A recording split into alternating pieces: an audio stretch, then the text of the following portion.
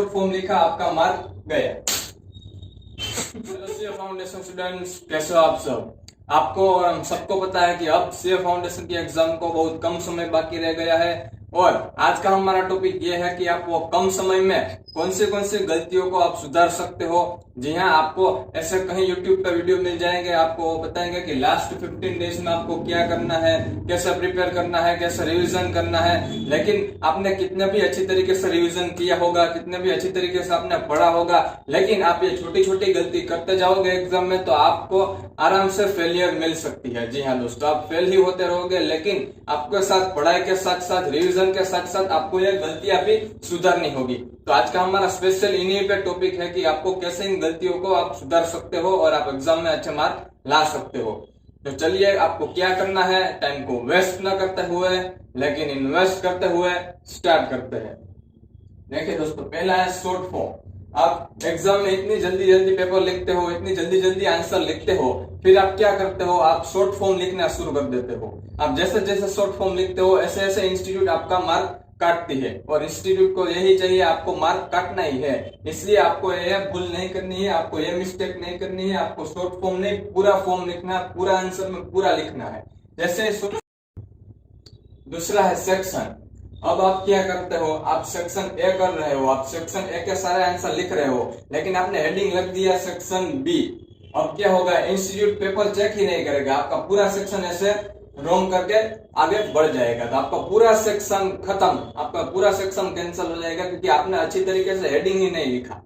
आप जो भी सेक्शन लिख रहे हो वो हेडिंग में आप लिखिए, नहीं तो आप दूसरे सेक्शन लिख जाओगे तो आपके सारे वो सेक्शन को वो कट कर देगा।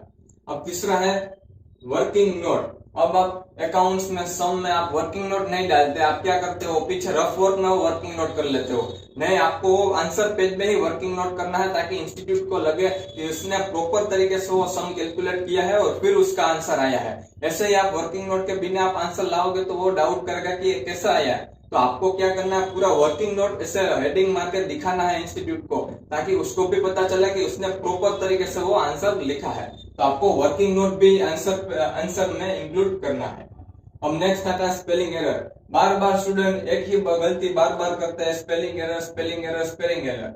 अब क्या होता है कि इंस्टीट्यूट इतनी बार स्पेलिंग एरर को दिखता है और आपका मार्क काटने लगता है। तो ये 2-3 गलती आपके साथ में हो जाती है, इसलिए आपका 20 से 30 मार्क एकदम कट जाएगा। तो आपको स्पेलिंग एरर भी नहीं करना है।